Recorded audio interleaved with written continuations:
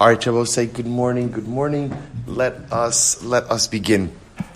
Begin by thanking all of our sponsors for this morning's share. To thank our Talmud Torah sponsors for the month of Menachem Av, Benjamin and Elys Wohl of Netanya, Eretz Yisrael, who have dedicated all of the Sherman Joshos this month in the merit of Moishe Abramson and Jeremy Lasson, who Baruch Hashem worked so hard to make sure that those who are outside of the physical Bais Midrash are able to, Meretz Hashem, be part of the shir, and Yetz Baruch Hu should reward them for all of their efforts. Thank our week of learning sponsors, Aaron and Alana Weinberg, with gratitude to Hashem on the 12th anniversary of the Refuah of their son Yonatan Shai, and Saeed and Sima Haken for the Refuah Sheleimah of Avraham ben Zinat, and the Hatzlacha for the entire family. We hope that in Meretz Hashem, he has a true refuah in Meretz Hashem with Kol Cholei Yisrael. But so with that, let us begin. A lot to do today. Baruch Hashem, today's daf is daf Samech Hey 65, and we're actually picking up right by the two dots on Samech Dalet on the base 64b. So really a lot to do today. So remember again, the Mishnah said, so the Mishnah explained that anyone who does not know, any person or any woman or any girl who does not know how to guard her get, ultimately again cannot get divorced. So Tan Rabbanan. So also I see the idea over here is on the most basic level, in order for a woman to get divorced, she has to have das. What's the basic definition of das? That she's able to go ahead and literally look after a document. He says in Tan Rabbanan, Kitano hayodas lishmar es gita niskareshes. A kitana who has the ability to go ahead and watch her get, literally guard her get, ultimately again gets divorced. V'sheni yodas lishmar es gita. But a girl who does not know how to go ahead and watch her get, eno miskareshes, ultimately again cannot get divorced. Ve'ezu hi kitana yodas lishmar es gita. What do you mean when you speak about the kitana who has the ability to guard her get? How does that manifest itself? Kol shemishameres gita v'davar acher. Any girl who could watch her get and guard her get and something else. So the Gemara says, Micah, what does that mean, guard her get and something else? Micah Amar, Amr B'yochel Hachi Kamar, Kol shemishameres davar acher machmas gita. This is very interesting. So Rabbi Yochanan said, ultimately, any girl who's able to go ahead and literally watch something else, thinking that it's her get. So she watches over an item, thinking that ultimately, again, this item is her get, and she's able to sufficiently guard it. So Gemara says, ha shota ba'almihi. I don't understand. If she's watching, a book, and she thinks that that's her get, the fact that she's able to sufficiently guard it, what about the fact that obviously she doesn't know what a get is, right? If she thinks that something else is the get, and she's guarding that because she thinks that that's the get, so he calls that's a shota. Now that might be a little bit hyperbolic, because that's the shota, but the idea is, if she doesn't know, in other words, the fact that she has the ability to guard something, but doesn't know what it is that she's guarding, how does that represent das? To which the Gemara says,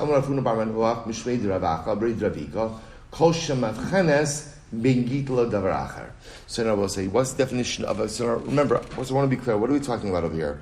We're talking about a kitana who has the ability to get divorced. So essentially, when does she have the ability to get divorced? If she's able to watch over her get. What's the definition of being able to watch over her get? So literally, again, she understands what the get is, and she is able to responsibly guard it. Kol shemavchenes ben gitla davar acher. She could distinguish between a get and something else. Amar Rabbi Huda, Amar Rabbi Asi. So I'll say the Gemara gives examples of this. So this is actually really, really very interesting. So I'll say it's also fascinating that let's take a look.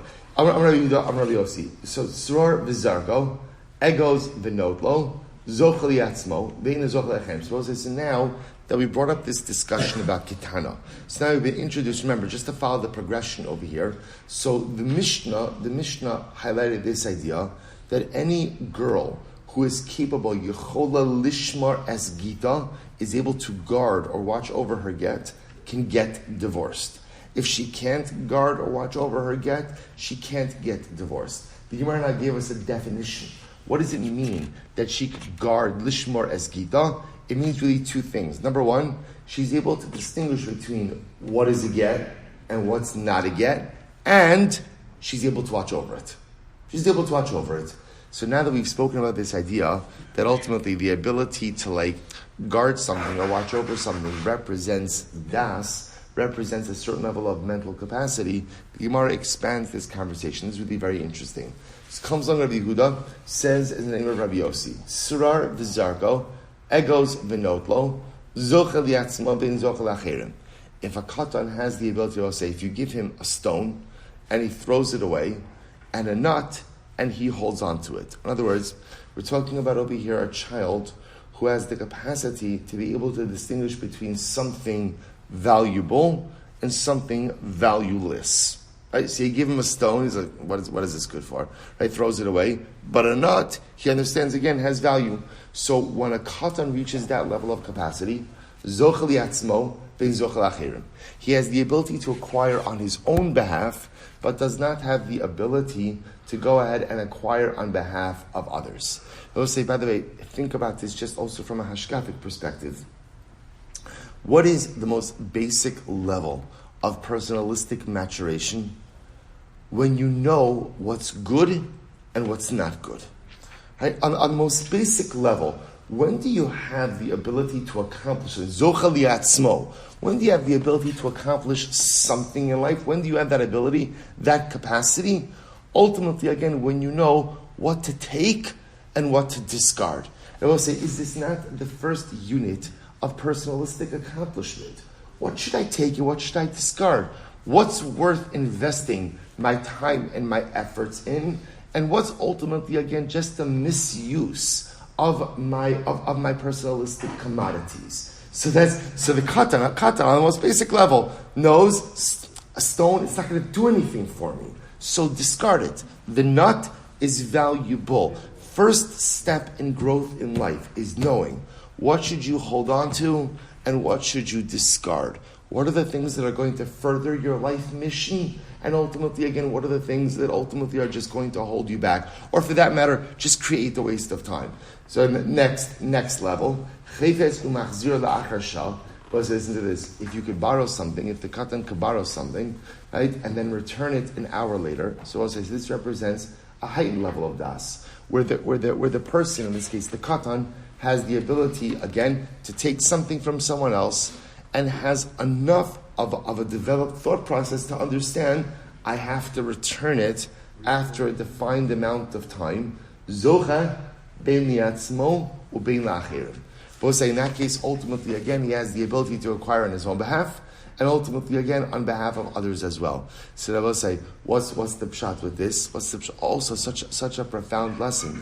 What this represents, we'll say, is a heightened level of awareness, ultimately, again, of responsibility towards the other. Right? So first step of personal maturation is ultimately responsibility to self. I know what I should take and what I should discard. What's helpful and what's detrimental. That's step one. Step two is feeling a sense of achrayus towards the other. What level of responsibility do I have towards the other? How does that manifest itself? You borrow something, and then you have the ability to return it. I would say, of course, on a much deeper level, this yisod ultimately again of chayfetz umachzira la'acher. I would say, what's the greatest example of chayfetz umachzira la'acher? It's the neshama, right? It's the neshama. I get a neshama ultimately again when I come down into this world, and after 120, machzira li'acher, I have to give that back to the Ribono Shel Olam. The fact that I know that one day I have to return my soul to my Maker. And ultimately, again, I have one job in this world. One job. And that job is to return that neshama in even better shape than I received it. Which might not be totally possible, but at least in as good shape as I received it. But hopefully even better shape. Let's say that's the next step of personalistic maturation. So step one is recognizing what you should do, what you should take, what you should discard. What are the things that are going to help you on the journey of life? What are the things that are going to hold you back? Second step in personalistic maturation is understanding, again, your achrayus to the other. Whatever you take, give back. And ultimately, again, even on a deeper level, understand that the ultimate chayfetz during the Shema is something you have to return to HaKadosh Baruch Hu. So we'll say, okay, but back to the Pashup Pshat. When the Katan gets to this level that he can borrow something and then return it, Zocha bein la'asma bein la'acherim. Ultimately, he has the ability to go and be Zocha, ultimately towards others, or I should say, has the ability to acquire on behalf of himself and on behalf of others. Fine. So when he said this over in front of Shmuel, Amar li Davida achasi. Shmuel said, no, both of these are the same level. My Davida achasi, what does that mean? So we'll say, ultimately, again, Rav Chisda said, really in both of these cases, both of the katan, ultimately, again, who knows to throw away the stone, keep the nut, as well as borrow something and return it. Both of these represent a level of maturity where he could acquire on behalf of himself, but he does not have the ability to acquire on behalf of others. In other words, what Rav Chisda is introducing is a katan can never really acquire on behalf of, can never acquire on behalf of other people. The most he could do is acquire on behalf of himself. Master Rav Chinna Vardan. So Rav Chinna Vardan brought up a shayla. He brought up a contradiction. It was an interesting case. Ketzan mishtakfin b'mavoy. I will say back to our Erevin days. Remember again, shituf muvaos. Right? What's a shituf muvaos? So I will say. So remember again. So in the Talmudic housing model. So remember again, you had multiple homes that opened up into a shared chutzner, shared courtyard. Right? Multiple courtyards that opened up ultimately again into a shared mavoy, alleyway. So the same way that homes ultimately have to go ahead and make an eruv chatzeros, right, in order to join them into common ownership. So multiple chatzeros have to create a sheet of muvos for joint ownership into the alleyway. Okay, we're not getting into all the technicalities over here. So I say, how do you do that? So food, right? Food is always the great uniter, right, amongst Jewish people. So Lamaisa, again, for Shita Mavos, you can use a barrel of wine. Fine. So in any event, how do you make a Shita of Mavos? Maniach HaSachavis, so they would take a barrel of wine. Va'omer, Harei Zeh L'chol B'nei HaMavoi. Ultimately, again, they would announce, this barrel of wine belongs to all the residents of the Mavoi. Now remember, to say it belongs to everyone is not enough. What do you have to do? You have to convey ownership to someone. Someone who has to acquire it on behalf of the B'nai Mavoi. Who does that? You can even do it through your adult children, right? Or or through your Jewish servants. Okay, interesting.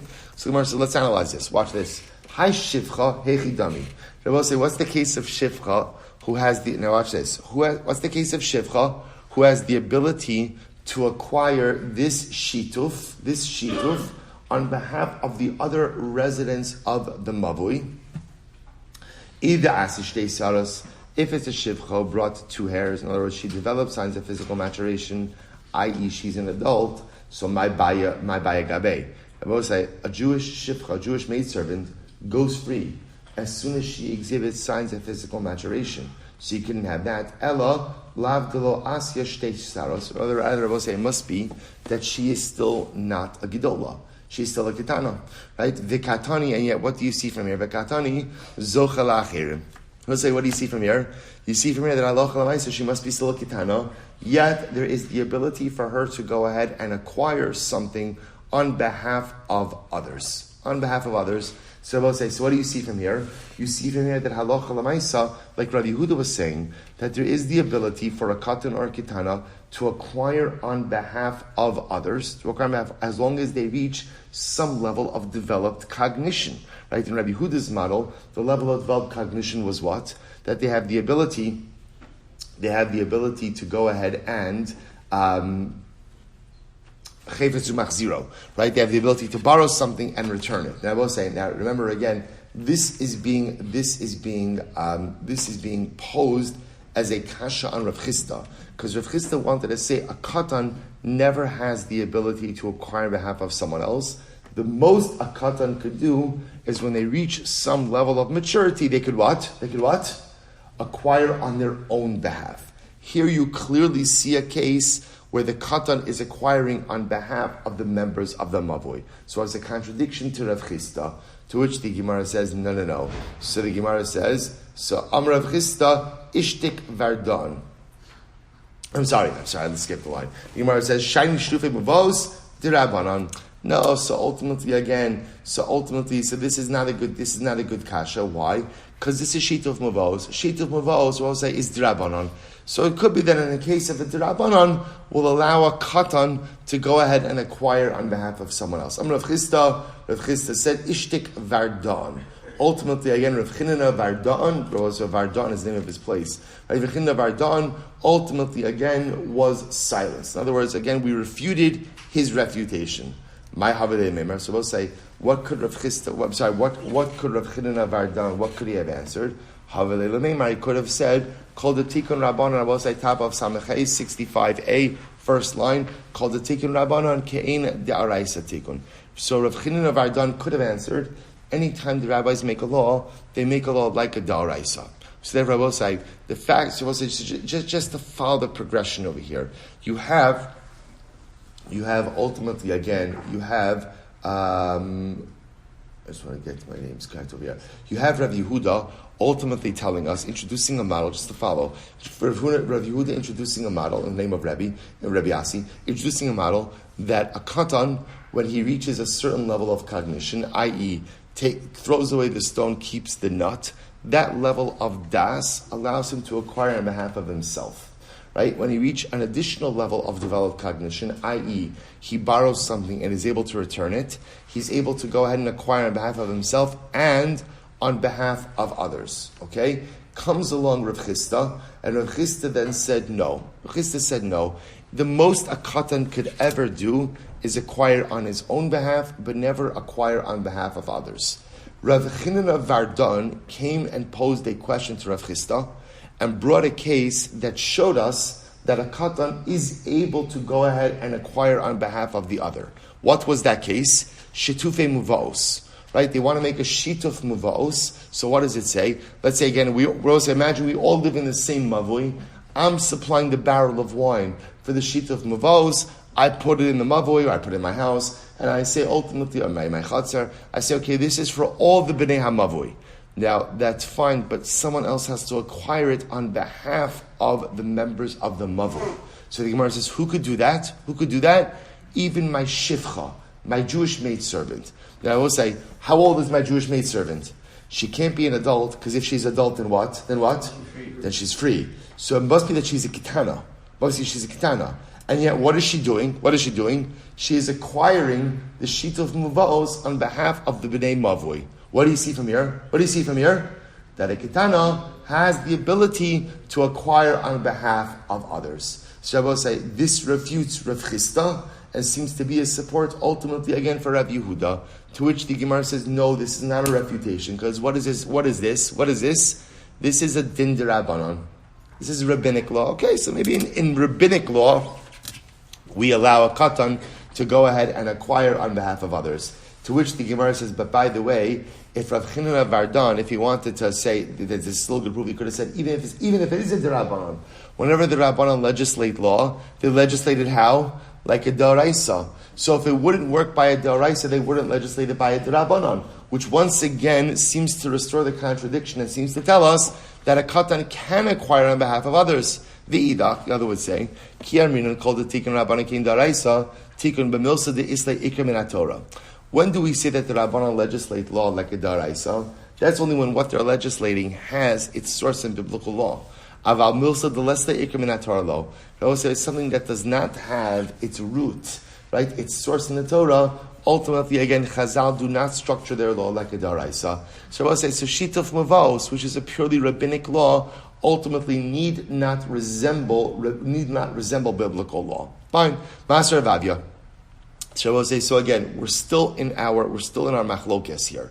So remember again, on one hand, we have Rav Chisda, we have Rabbi Yehuda, we have, I keep on forgetting the names. Rabbi Yehuda in the name of Rabbi Asi, right? Rabbi Yehuda in the name of Rabbi Asi, ultimately saying that a katan, when he reaches a certain level of a cognition, does have the ability to acquire on behalf of others. And then ultimately, again, Rav Chisda Rav Chisda telling us that no, a katan at most could only go ahead and acquire on behalf of himself. So now another kasha. Master Rav Avia.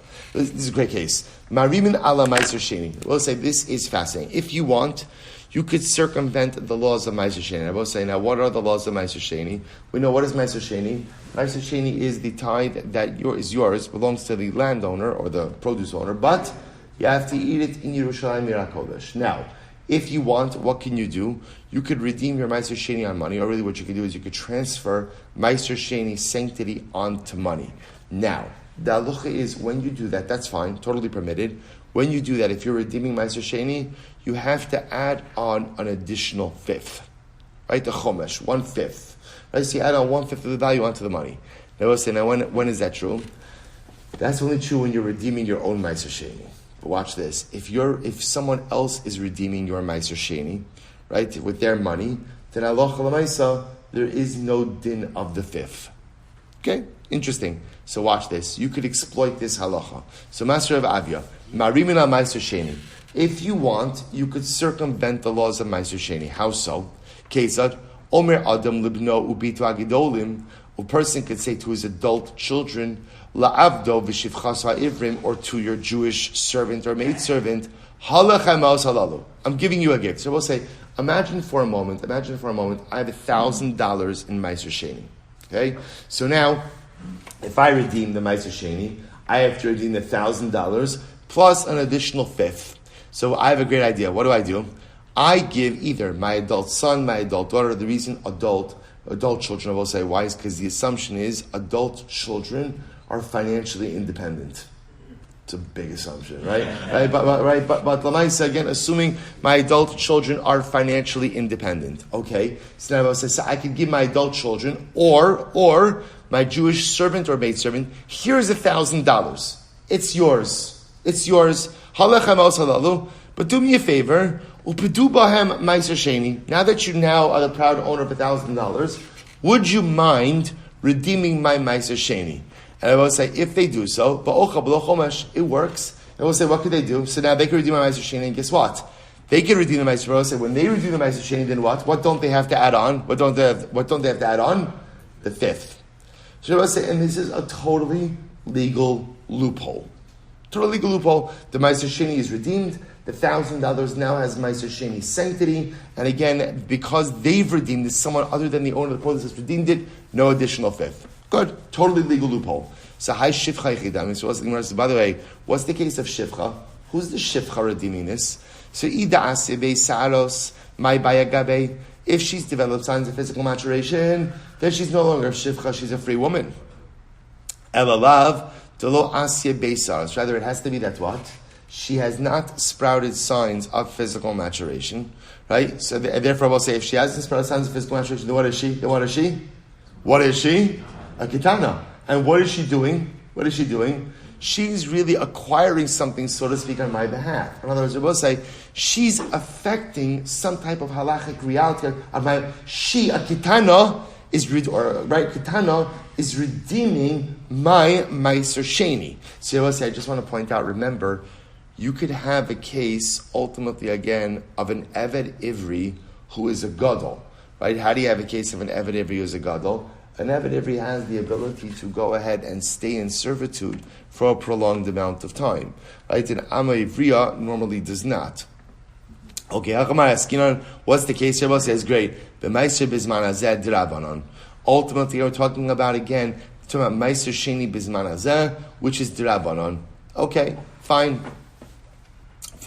So the Gemara says, therefore I will say, so the simple answer is, we're doing a D'Rabbanan. So maybe in a D'Rabbanan, ultimately again, Einachinami, a Katan does have the ability to go ahead and acquire something on behalf of someone else.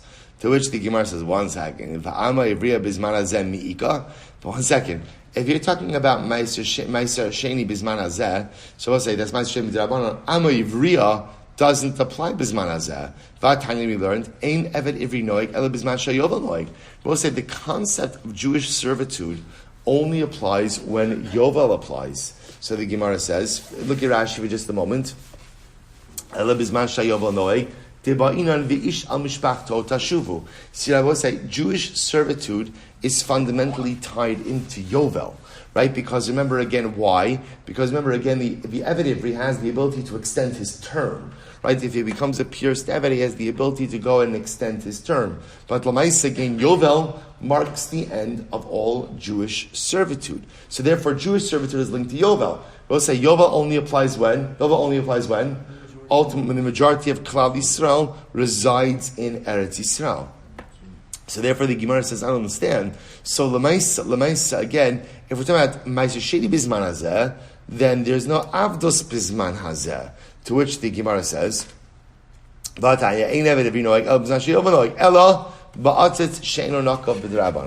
we'll say, Rabbi, you have to say, no. This must be talking about a time when Ma'aser Sheni applied Midaraisa, and therefore servitude applied Midaraisa. So what's the case over here? The case here, we'll say, interestingly enough, is a case of Ma'aser Sheni that was coming from a non-perforated flower pot.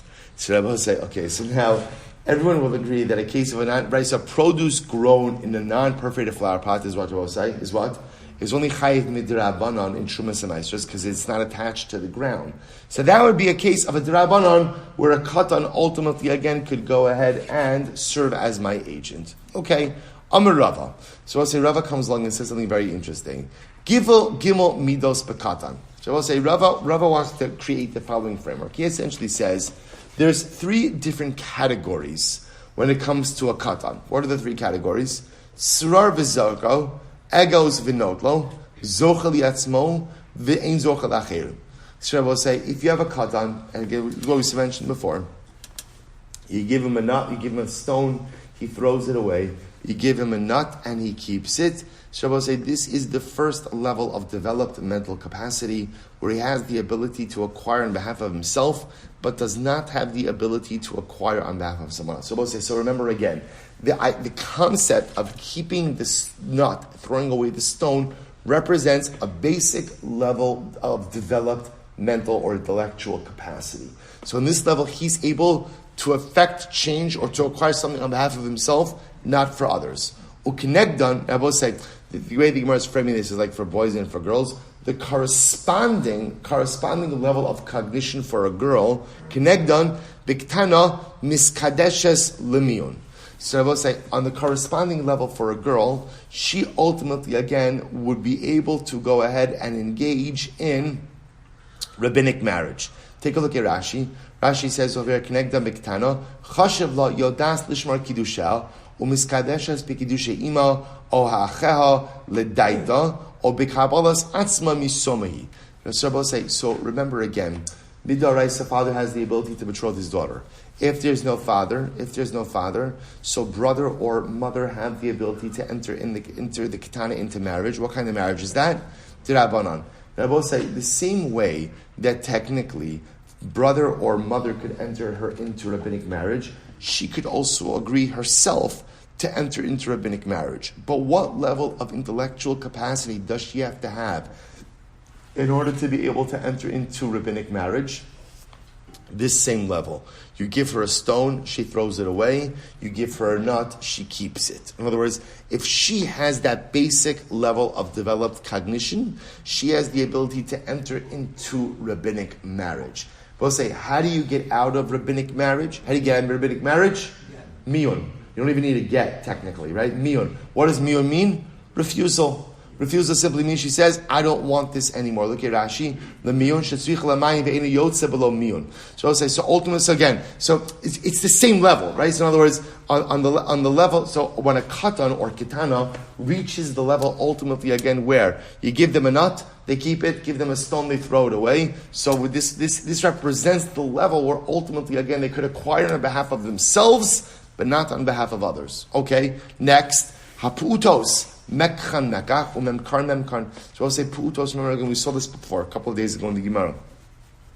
So pu'utos really represents the age, right? Ultimately, again, of 6, 7, 8 years old, where there's some level of developed mental capacity. So pu'utos, mekhan mekach, what they sell is sold, or I should say what they purchase is purchased, Umemkaran memkar, what they sell is sell. The metaltalin, ultimately a movable property. So we'll say, so this is the next level of developed cognition.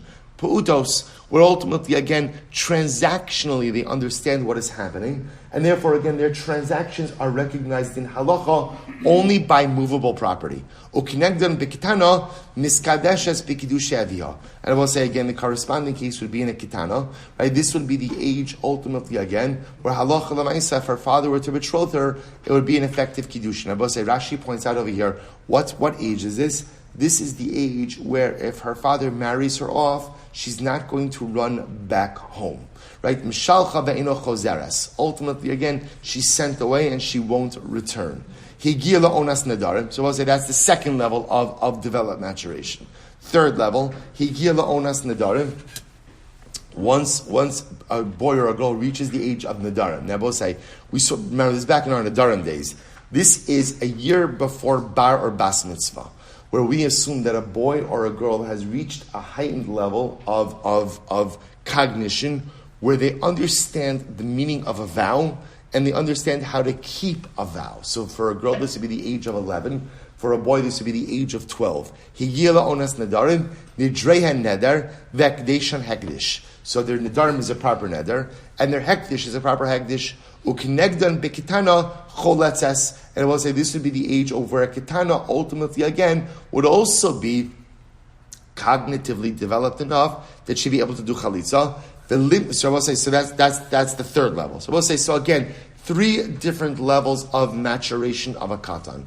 So also listen to this. The last level, which is not really the right. We'll say, what about how old do you have to be in order to go ahead and sell off your father's property? Until you're 20. I was going to say, now that last level is a little bit of an outlier.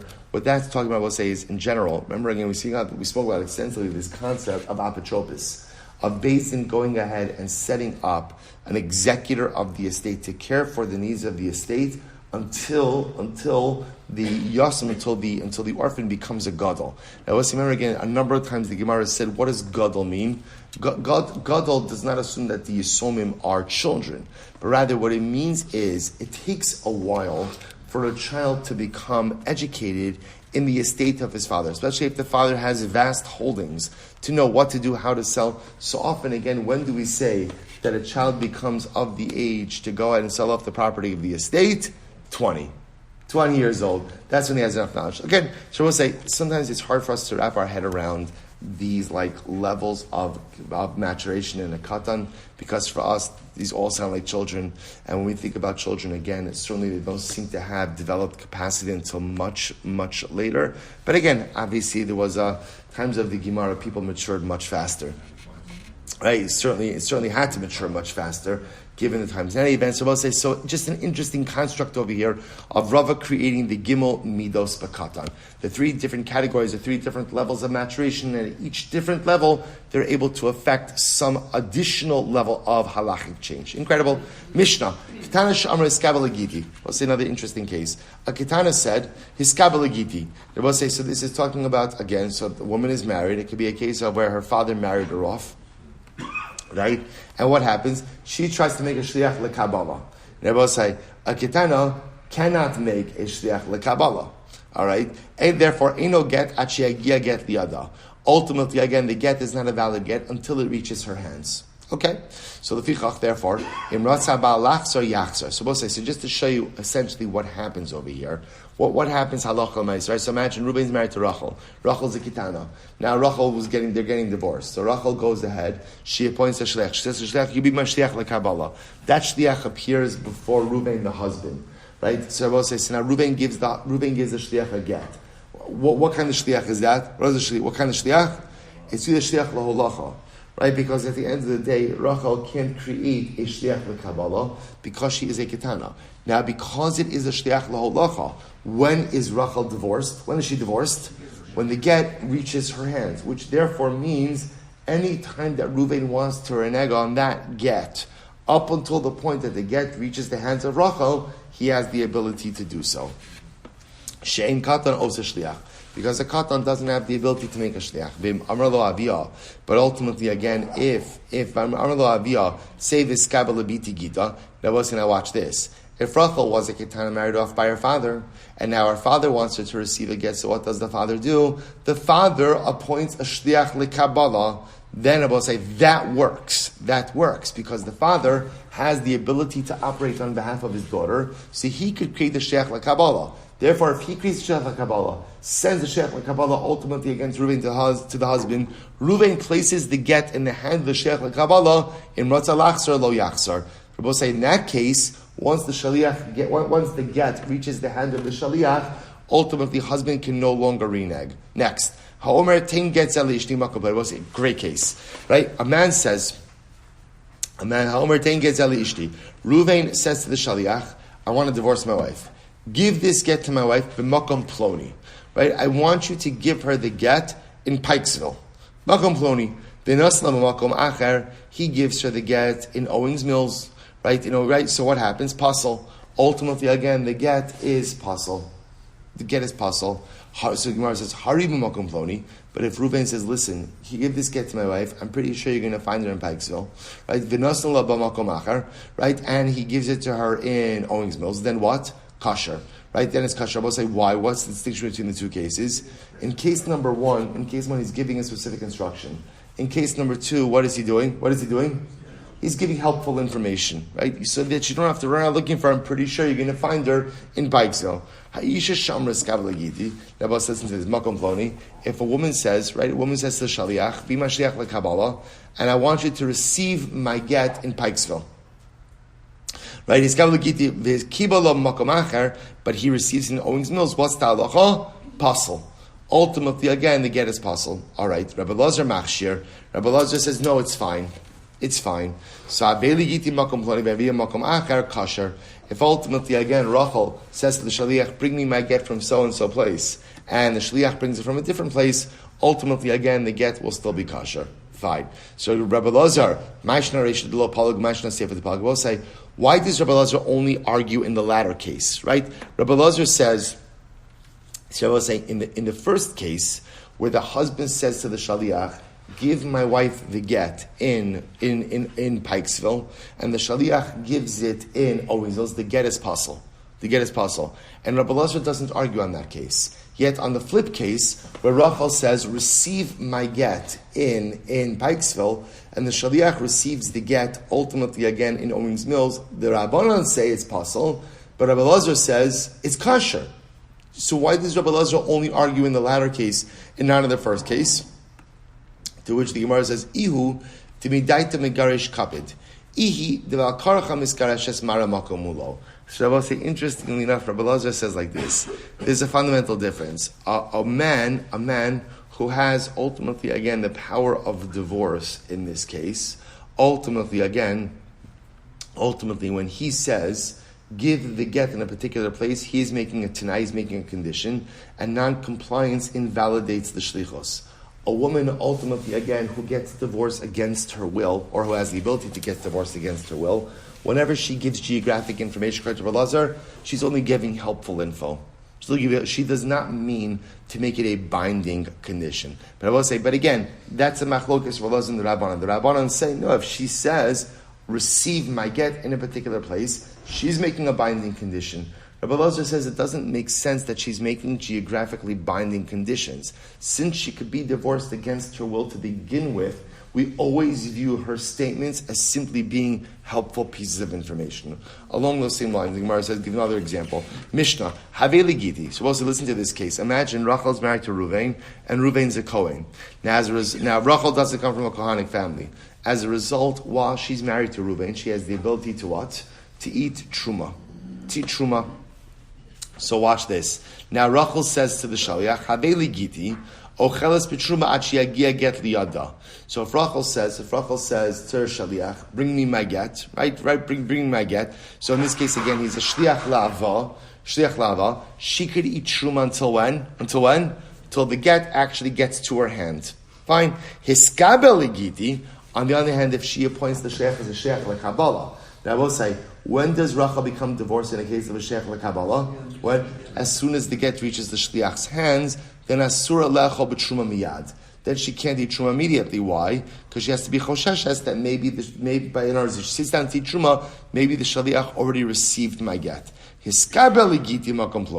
Now, if she said to the shaliach, receive my get in a specific place, receive my get Tavkun Pikesville, right? Then ochelas b'truma achi agila osamakom. She could eat truma until the shliach gets. Right, until the get gets to that particular place. Rabbi Lazar Osamiyah. Rabbi Lazar says no, she can't eat truma even immediately. So Rabbi says, so now interestingly enough, the Gemara says, Vegita miyahavi. Now interestingly enough, what you see from that latter case, ultimately, again I will say, is that halacha l'maisa, the get is a good get. Amrit Reisha lo havigita, but you just said in the previous Mishnah that such a get would not be a good get. To which the Gemara says, I'm sorry, lo havigita lo tzricha da amra le hiskabe legita masa mechasya. So we'll say lo tzricha da amra le hiskabe legita masa mechasya v'zimnin de mishkachas la bebavel. I will say, what's the case? The case of it is where she's saying, I want you to receive my get in masa mechasya. So on one hand, she's giving a specific location. Receive my get in masa mechasya. That's the name of a place. But sometimes you'll find him in Bavel. This is what she means to say. Mishkal kalecha de mishkachas shakle mine. What she's really saying, I will say in that kind of case is, take the get wherever you can find the get. Right, wherever you can find the get. So she's giving helpful geographic information. So mishkal kalecha de mishkachas shakle mine. Amadays Gita lohavi adamatas lamasa mechasya. So this process is interesting. So in this case over here, the way the Gemara is setting up the case is she's telling the shaliach, receive the get, get the get from him wherever you could get it. But the get doesn't actually take effect until when? Until ultimately you reach a particular location. So we'll say this is a unique kind of case where she's essentially saying, receive the get wherever you could find my husband, but Lamai said the get itself will not take effect until you bring it to a particular geographic location. Okay. Rabbi Lazar Osra Miyad. So Rabbi Lazar says that ultimately, again, she can't eat truma immediately. So remember again, that this is the last case of the Mishnah. Last case of the Mishnah is, the way we're now framing it is, what she's saying is like this, is receive the get from my husband, which is now we're interpreting to mean, halacha l'maisa, receive the get from my husband wherever you could find him, but halacha l'maisa, I'm not going to be divorced until the get actually reaches a particular geographic location. Now Rabbi Lazar says, in that kind of case, as soon as she dispatches the shaliach, she can't eat truma immediately. That's his best. She can't eat truma immediately. Says the Gemara, Pshita, Taha Maramakum Hula. I will say that makes perfect sense because now what we're saying is she wasn't literally saying only receive the get in a particular place. What she was saying was what? She was just trying to give the shaliach, Maramakum, I will say means she was giving the shaliach a geographic heads up. You're going to have probably you're going to find my husband in this particular place. To which the Gemara says is very interesting. Listen to this. Zil Mizrach, the Isir Mizrach. Well, so here's what she's saying. She's saying to the shaliach, go to the east because you'll find my husband in the east. That's where he is. The Ka'azal Amayrav. Rabbi say, what does the shaliach do? Right after Rachel gives him the instructions, Rabbi say, what does he do? He goes to the west. Ma'u detema b'mayrav halese. What would you have thought? For sure in the west, he's not going to be there. Kamash Malon Dilma Bahadi Dika. So we'll say, watch this. So here's what's happening over here. Rachel's married to Reuven. Reuven's a Kohen. So during marriage, she's obviously consuming truma. Now they're getting divorced. So I will say, so now what we're focused on over here in this case is what? At what point in time does she have to stop eating truma? That's what we're really focused on. So Rabbi Lazar says, as soon as she dispatches the shaliach, she has to stop eating truma immediately. Now, what's the chiddush? So we'll say, here's the chiddush. Imagine, so fine. So now Rachel appoints the shaliach. She says, shliach, listen, I don't know exactly where my husband is, but I know he's towards the east. He's in the east. Okay. So I say, so now what happens? Shliach leaves the house. She's watching out of the window. And where does the shaliach go? To the west. So we'll say, so I'm going to thought like this. So we'll say, if you're Rachel, what are you thinking? For sure, I could eat truma now. right? In other words, look, he's going in the wrong direction. It's fine. He'll catch on. He's going in the wrong direction. But I could for sure eat truma. Kamash malon dilma bahadi de kaazal megas gayas bay. So we'll say the chiddush of Rabbi Elazar is no kamash malon. Even though now he's going in the wrong direction, halacha lemaisa, she can't eat truma. Why? What do we have to be concerned about? Maybe he's going to bump into her. I'm sorry. Maybe Ruvain is going to bump into Shaliach. In other words, even though he's going, quote unquote, in the wrong direction, maybe they will end up bumping into each other. He'll give the Shaliach the get, and therefore she has to stop eating truma immediately. Okay, that's the chiddush of Rabbi Elazar. Which Rabbi say essentially what Rabbi Elazar is saying. You know what he's essentially saying is like once Rachel dispatches the Shaliach to retrieve her get. She just has to stop. Because since we have absolutely no idea how the events are going to unfold, we can't risk having a non-Kohen go ahead and consume Truma. So essentially, once you dispatch that Shaliach, you're done with Truma. Fine. Next we'll say, so a similar case. Omer l'shlucho, unrelated to Gittin now. Omer l'shlucho, Ariv li bitmarim. So we'll say, so now remember again, I need to make an Erev Chatzeros, right? So we'll say, so imagine for a moment, we all live in the same chazar, in the same courtyard, right? Halabai bizoch Eretz Hashem. Mashiach comes, can you imagine again, we have a Daf Yomi courtyard in Eretz Hashem, right? So all of us learning together, living next to each other. So I say, so what happens? We all live in the same chazar, which means that halacha l'maisa now, we need to join in an Erev in order for us to be able to carry from our homes to the jointly owned chazar. Okay? So I say, so now what happens? I say to the Shaliach, so now I'm in charge of the Erev. I say to my Shaliach, do me a favor, go and make the Erev from Tamarim, from dates. What happened? The Shaliach goes ahead, the Erev lo begrogros. He makes it with dried figs. Or I tell him begrogros, the Erev lo betamarim. So we'll say, so now what happens if the Shaliach ends up using something different for the Erev than what I told him to use? So what's the status of the Erev? Tani chad Eruva Erev. So we'll say one opinion says the Erev is a good Erev. The Tanya Idach ein Eruva Erev. And one opinion says it's not a good Erev. Not a good Erev. So what's going on over here?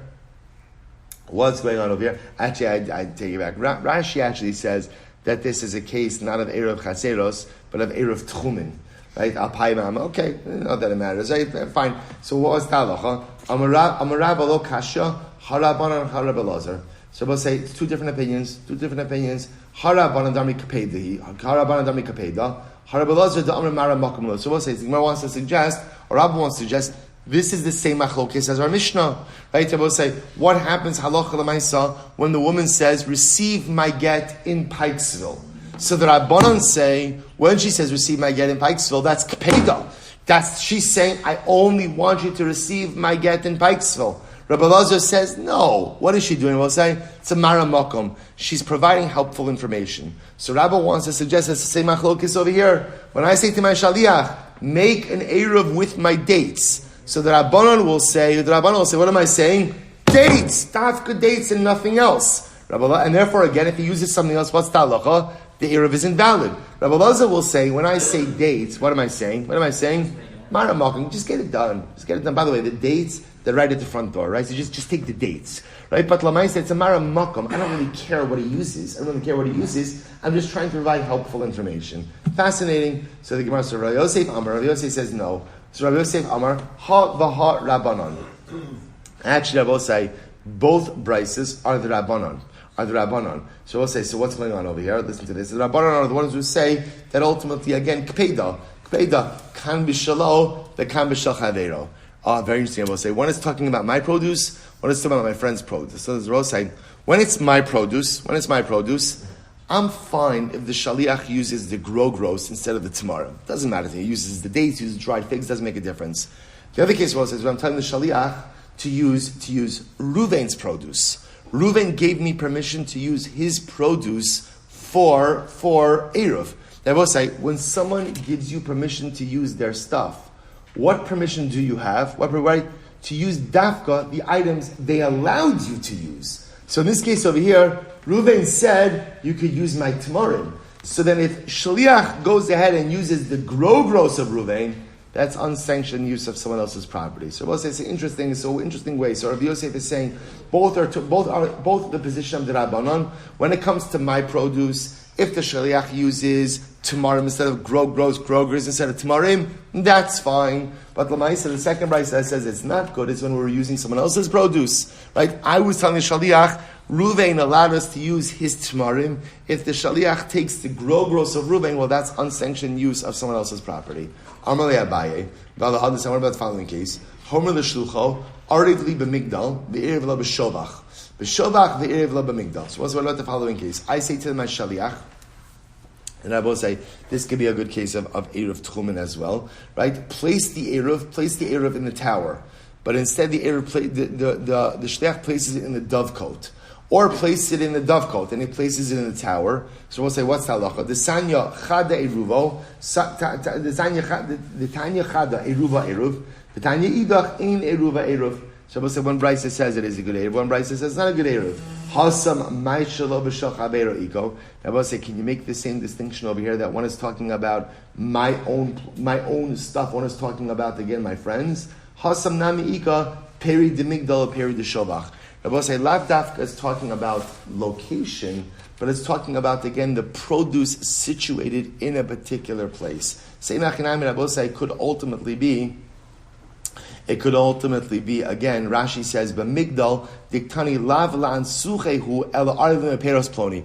We'll say, it doesn't have to be talking about actual location, but rather it could be talking about the produce that is stored in these respective locations as well. Okay, interesting idea. Fine. So we'll say, so really, really quite fascinating. So I'll just point out, we have this, so therefore we're left with this machlokes. We're not going to resolve it today, but we're left with this machlokes, Rabbanan and Rabbi Lazar, which is a very interesting machlokes, that ultimately, again, when specifically the wife gives specific information about where to receive the get, how do you interpret that instruction? So the Rabbanan, and so again, Rachel says to the Shaliach, receive my get in Pikesville. So the Rabbanan will say, she's makbid. What she's saying is she only wants the get received in Pikesville, and therefore if the shliach receives it somewhere else, it's not a valid get. That, right? That's ultimately the position of the Rabbanan. That's what we call kpeda. Ultimately, again, the Rabbi Elazar will say, no, mara makom. She is providing helpful information, so the shaliach doesn't have to go ahead and start running around looking for where the husband is. But in reality, what does she care about? Rabbi will say, what does she care about? Getting divorced. Where the get is given is actually of little consequence. So just keep in mind that fascinating machlokes. Says the Mishnah, Homer, kisfu get to if a husband says, write a get and give it to my wife, Yershua, divorce my wife, right? Kisfu igeres, write a letter for him to give her, right? Give her, Hari so these are all proper lashonos of divorce. So if a husband uses any of this wording, ultimately again, in the commissioning of agents, these are proper verbal instructions to write and deliver a get. On the other hand, patruha. If you use lashon patruha, right, which literally means you get about say like patra, like exempt her, parnasuha, support her, asala kanimus, right, do in accordance with the proper way, asala karai, do the appropriate thing for her, lomar klona. Let's say so. These wording, right, this type of verbiage is too open. Ultimately, again, and too open-ended and too ambiguous doesn't result in a get. So we'll stop over here for today. We'll pick up in Hashem with this Gemara tomorrow. Shkoyach.